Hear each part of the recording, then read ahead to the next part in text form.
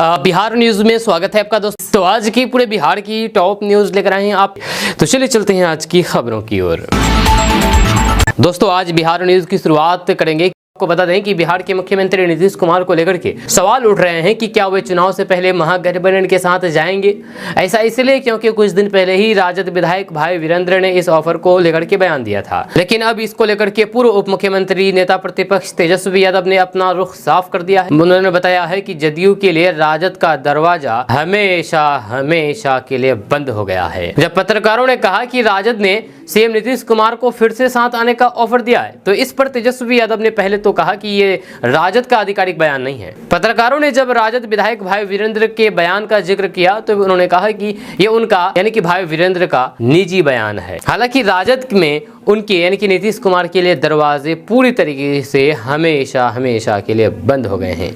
जब अब उनसे यानी कि सीएम नीतीश कुमार से बिहार संभल नहीं पा रहा है, वे रिटायर हो चुके हैं। जी हाँ, तेजस्वी यादव ने कहा है कि कार्यकर्ता दर्शन सा संवाद कार्यक्रम के जरिए संगठन को मजबूत करने और फिर पार्टी की विचारधारा को घर घर तक पहुंचाने पर विचार किया जाएगा, जहां हर विधानसभा की समस्याओं से अवगत होंगे। नीति आयोग की रिपोर्ट के मुताबिक गरीबी और फिर बेरोजगारी के मामले में बिहार देश में टॉप पर है। सबसे ज्यादा पलायन बिहार से ही होता है। महंगाई चरम पर है। थाने और फिर ब्लॉकों में भ्रष्टाचार चरम पर है। अपराध काफी बढ़ गया है, ये भी चरम पर है। महंगाई की मार सबसे ज्यादा महिलाओं पर पड़ती है, ये भी चरम पर है।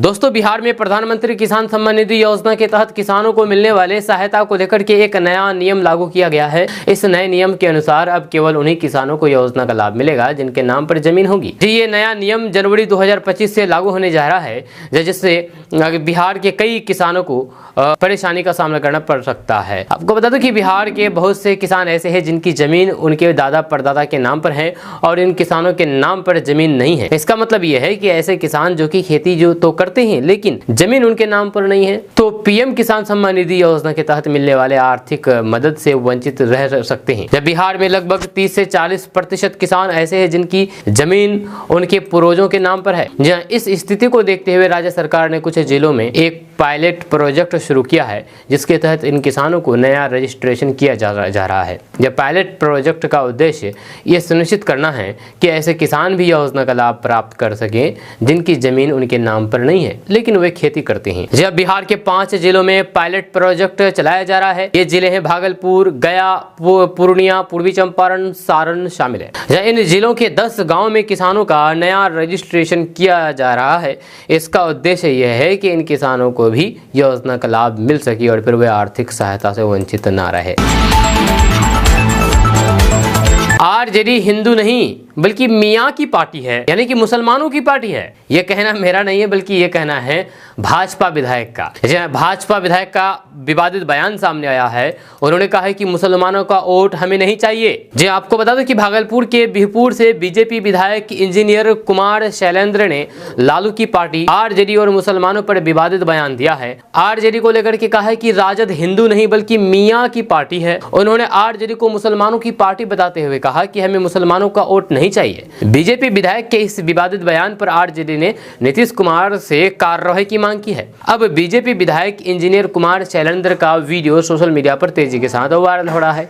ये वीडियो उस वक्त की है जब वे बीते रविवार को जनता की समस्याओं को सुन रहे थे। जब इस दौरान क्षेत्र की जनता से वे बात कर रहे थे, तभी उन्होंने कह डाला है कि राजद हिंदू नहीं है, राजद को नेस्त नाबूद कर दीजिए। वहां उपस्थित लोगों से उन्होंने कहा है कि हमने 10 साल तक मुसलमानों की सेवा की, इलाके में रोड बनाया और बिजली का ट्रांसफार्मर भी लगवाया, लेकिन मुसलमानों का 10 वोट भी हमें नहीं मिला। बीजेपी विधायक वहां बैठे लोगों से पूछा है कि क्या आपने कभी आरजेडी में किसी भी नेता टीका रखते हुए देखा है? तो सिर्फ टोपी पहनता है और हिंदुओं से ज्यादा संबंध मुसलमानों से रखता है। इसलिए आरजेडी मुसलमान हिंदुओं की पार्टी नहीं बल्कि मुसलमानों की पार्टी है। साथ ही साथ बीजेपी विधायक ने गुस्से में कह डाला कि हमें मुसलमानों का वोट नहीं चाहिए। वहीं पर लालू प्रसाद यादव की पार्टी आरजेडी को लेकर के कहा है कि आरजेडी हिंदू नहीं बल्कि मियाँ की पार्टी है। ये कहना है बीजेपी विधायक का। जब बीजेपी विधायक का ये विवादित बयान सामने आया है, आप इनके बयान को इस तरह से लेते हैं, कितना इत्तेफाक रखते हैं? नीचे कमेंट बॉक्स में कमेंट करके जरूर बताइएगा। नीचे कमेंट बॉक्स में ये भी बताइए कि ये लोग क्या सच में सही बोल रहे हैं या फिर सिर्फ राजनीतिक चमकाने के लिए ऐसा बयान दे रहे हैं। जी हाँ, राजनीति के लिए हिंदू मुसलमान कर रहे हैं। आप नीचे कमेंट बॉक्स में कमेंट करके जरूर बताइए जो भी आपका राय है, इससे सहमत है या नहीं।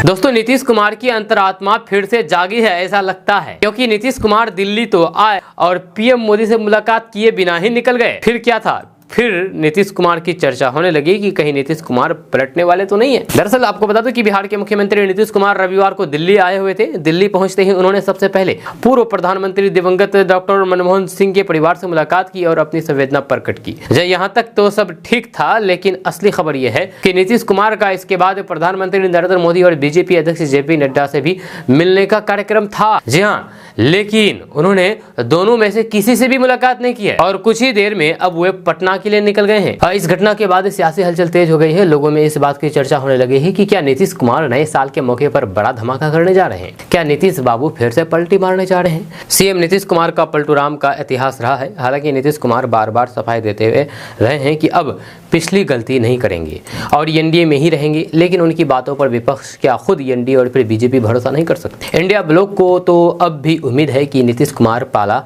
जरूर। अपनी चुप्पी से बीजेपी की नींद उड़ा चुके नीतीश कुमार ने आखिरकार अपनी चुप्पी तोड़ दी है। जय नीतीश कुमार ने कहा कि वे पहले गलती कर चुके हैं, लेकिन अब वे नहीं करेंगे। वे बीजेपी के साथ ही रहेंगे और इधर उधर नहीं जाएंगे, ये कहना है नीतीश कुमार का। जय नीतीश कुमार ने कहा है कि हम दोनों मिलकर के बिहार का विकास करेंगे। जब प्रगति यात्रा के तहत सीतामढ़ी पहुंचे मुख्यमंत्री नीतीश कुमार ने समीक्षा बैठक में कहा कि क्षेत्र में विकास के काम किए जा रहे हैं, किसी के साथ भेदभाव नहीं किया गया है। हम 2 बार गलती से इधर उधर चले गए थे, अब हम हमेशा इनके साथ ही रहेंगे, बिहार के साथ ही देश का विकास करेंगे। आगामी विधानसभा चुनाव में एनडीए के नेतृत्व को लेकर के बीजेपी की ओर से की गई टिप्पणी के बाद जेडीयू के नाराज होने की बात कही जा रही थी, लेकिन नीतीश कुमार ने एक बार फिर से ये साफ कर दिया है कि वे एनडीए के साथ ही बने रहेंगे।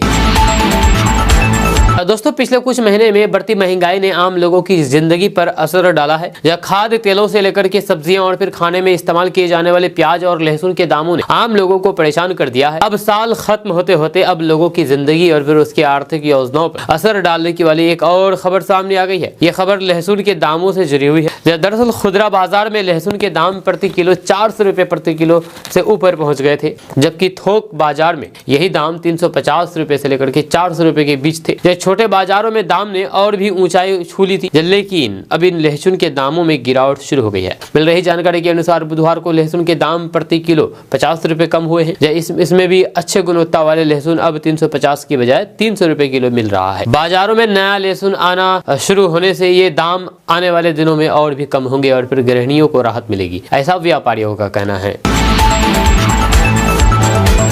दोस्तों मनमोहन सिंह के निधन के बाद कई लोग उनकी संपत्ति और परिवार के बारे में जानना चाहते हैं। बिना ताम झाम के सादगी से जीवन जीने वाले मनमोहन सिंह की संपत्ति के बारे में जो अपडेट सामने आई है वह करीब 6 साल पुरानी जानकारी के आधार पर है। जब मनमोहन सिंह 2024 तक राजस्थान से राज्यसभा सांसद थे। 2018 में राज्यसभा सांसद के लिए नामांकन करते समय मनमोहन सिंह ने अपनी कुल संपत्ति 15 करोड़ 77 लाख 52,837 रुपए बताई थी। जब 2018-19 में उनकी कुल कमाई 89 लाख 42,390 रुपए बताई गई है। मनमोहन सिंह के नेटवर्क के से जुड़ी हुई ये जानकारी राज्यसभा चुनाव के नामांकन के दौरान किए गए उनके हल्फनामा के आधार पर लिखी गई है, जो आपको भी बताए गए हैं। आपको बता दूं कि मनमोहन सिंह का जन्म 26 सितंबर 1932 को पंजाब के गाह में हुआ था। उनके पिता का नाम गुरमुख सिंह था, जबकि मां का नाम अमृता कौर था। जब विभाजन के दौरान यानी कि जब पाकिस्तान बना था हिंदुस्तान से कट करके, तो फिर उनका परिवार भारत में अमृतसर चला आया था। साल 1958 में मनमोहन सिंह गुरु शरण कौर से शादी की। मनमोहन सिंह की 3 बेटियां हैं, जहाँ अमृत सिंह, दमल सिंह और फिर उपेंद्र सिंह। मुख्यमंत्री नीतीश कुमार को भारत रत्न देने की केंद्रीय मंत्री गिरिराज सिंह की मांग का जदयू स्वागत नहीं कर रहा है। यह जदयू के मुख्य प्रवक्ता एवं विधान परिषद के सदस्य नीरज कुमार ने कहा है कि नीतीश कुमार को बहुत पुरस्कार मिल चुका है। उन्होंने कभी इसके लिए कहीं भी आवेदन नहीं दिया है, वे किसी पुरस्कार के मोहताज नहीं है। जय एमएलसी नीरज कुमार ने कहा है कि नीतीश कुमार ने ईमानदारी और फिर निष्ठा से बिहार जैसे पिछड़े राज्य का विकास किया है। उन्हें ग्लोबल लीडर और ग्लोबल थिंकर का पुरस्कार मिल चुका है। यह कोरोना के समय प्रवासी बिहारियों को सुरक्षित अपने घर तक पहुंचाने के महान काम के लिए केंद्र सरकार भी पुरस्कृत कर चुकी है। उन्होंने कहा है कि इसके अलावा शराबबंदी, महिला उत्थान एवं पर्यावरण एवं वन संरक्षण के लिए भी नीतीश कुमार पुरस्कृत हो चुके हैं। जदयू के मुख्य प्रवक्ता नीरज कुमार ने कहा है कि नीतीश कुमार स्वतंत्रता सेनानी परिवार के उनका बड़ा व्यक्तित्व है। पहचान और परिचय के लिए उन्हें किसी पुरस्कार की जरूरत नहीं है। दोस्तों, बिहार में अब से बच्चों को स्कूल भेजने के लिए ऑटो और टोटो का इस्तेमाल नहीं किया जा सकेगा। जब बच्चों की सुरक्षा को ध्यान में रखते हुए बिहार सरकार ने इन गाड़ियों पर पूरी तरीके से प्रतिबंध लगाने का निर्णय लिया है। यह सरकार का ये कदम बिहार में सड़क दुर्घटनाओं में हो रही वृद्धि को देखते हुए लिया गया है। यहाँ आपको बता दूं कि बिहार परिवहन विभाग ने इस नए